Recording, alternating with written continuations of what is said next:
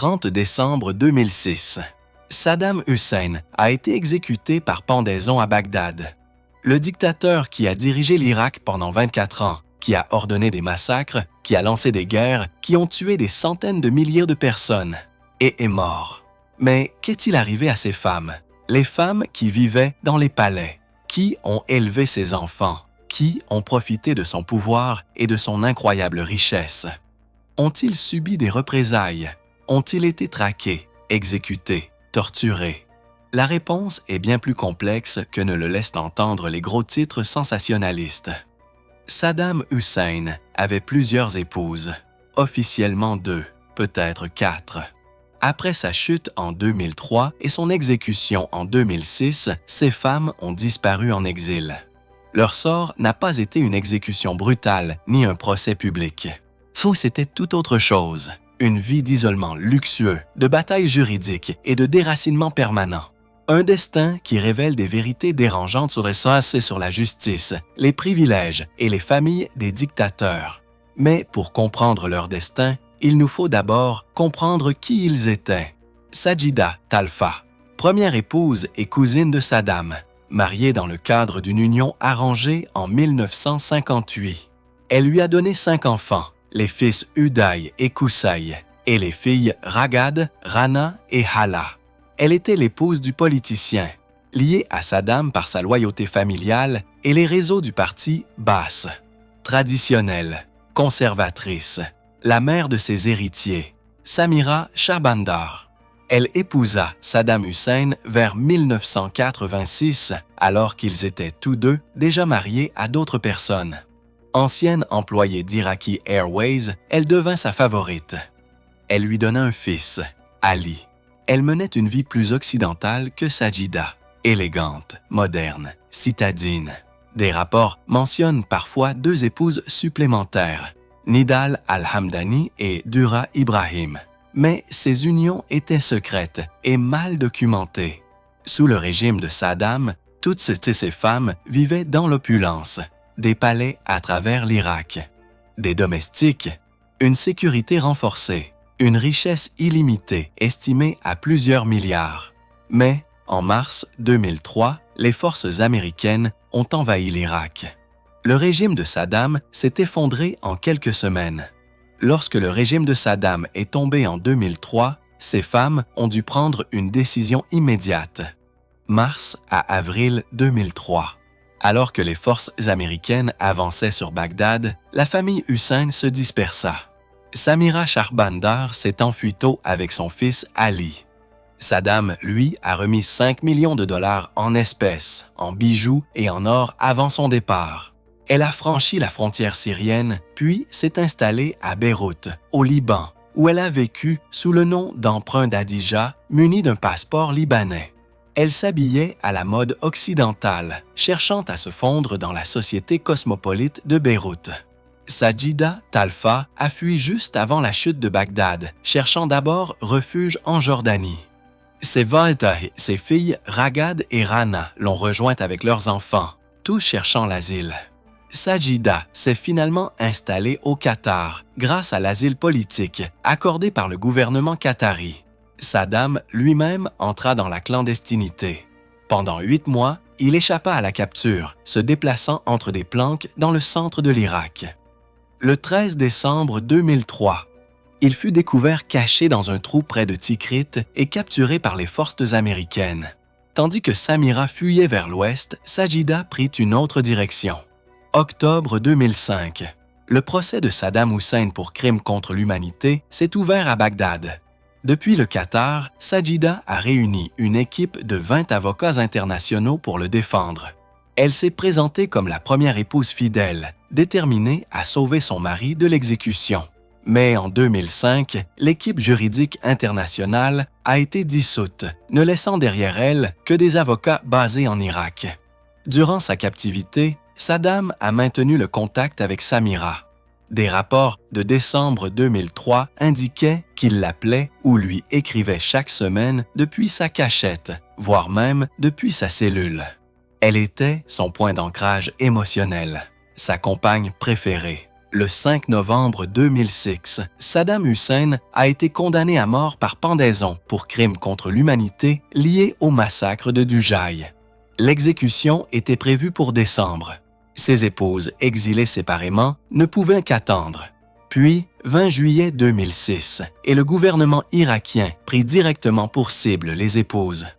Le 30 décembre 2006, vers 6 heures heure locale, Saddam Hussein a été exécuté par pendaison au camp de justice à Bagdad.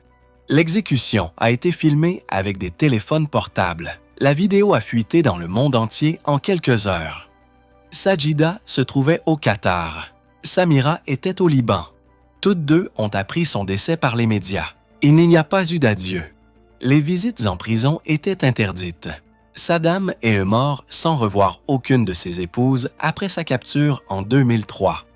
Dans les jours qui ont suivi, celles et deux femmes ont gardé un silence complet. Aucune déclaration publique, aucune interview, aucune apparition. Ils disparurent plus profondément en exil, leur sort demeurant incertain pour le monde extérieur.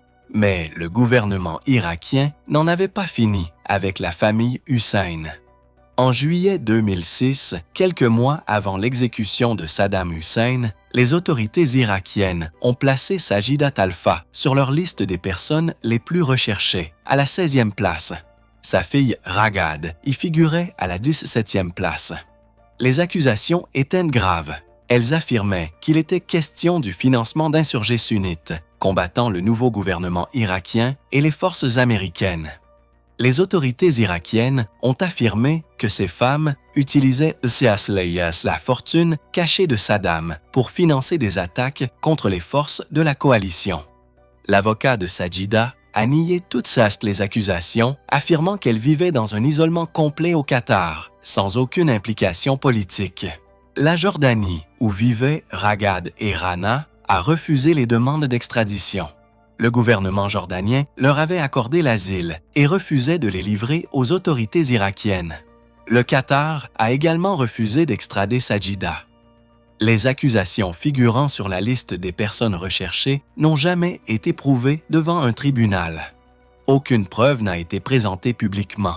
Les épouses restèrent en exil, accusées légalement, mais jamais poursuivies en justice, protégées par les pays d'accueil qui refusaient de les extrader.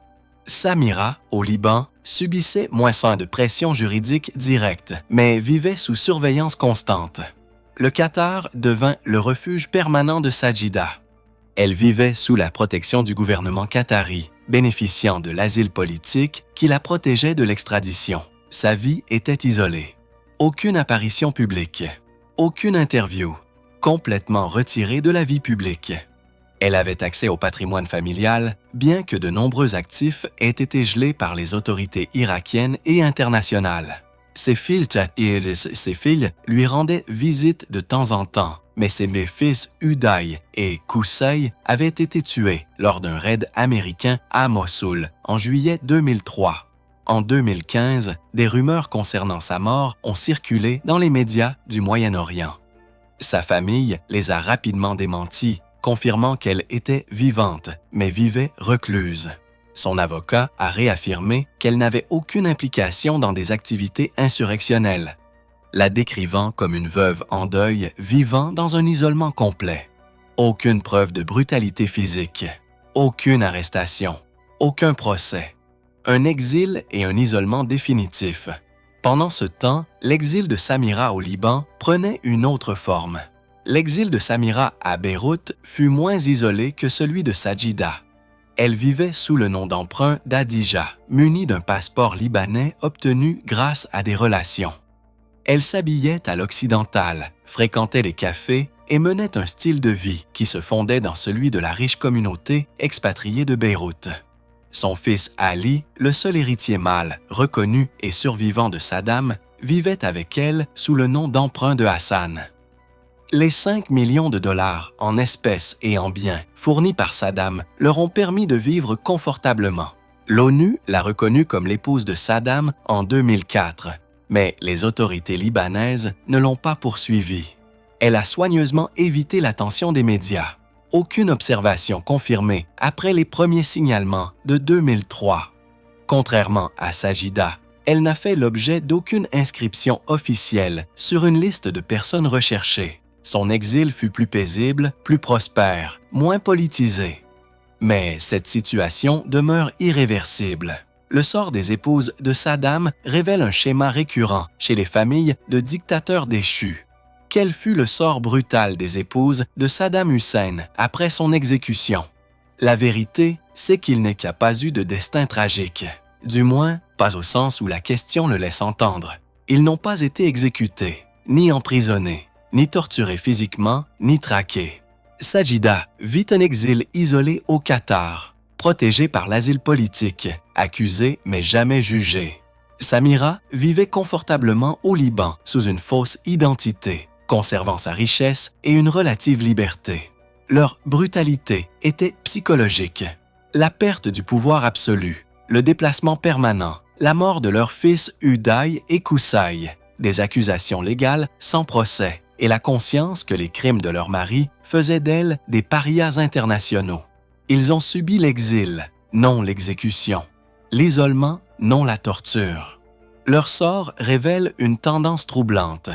Les familles des dictateurs échappent souvent à la justice, vivant en exil protégé grâce à des richesses volées, tandis que les familles de leurs victimes ne bénéficient d'aucun refuge similaire.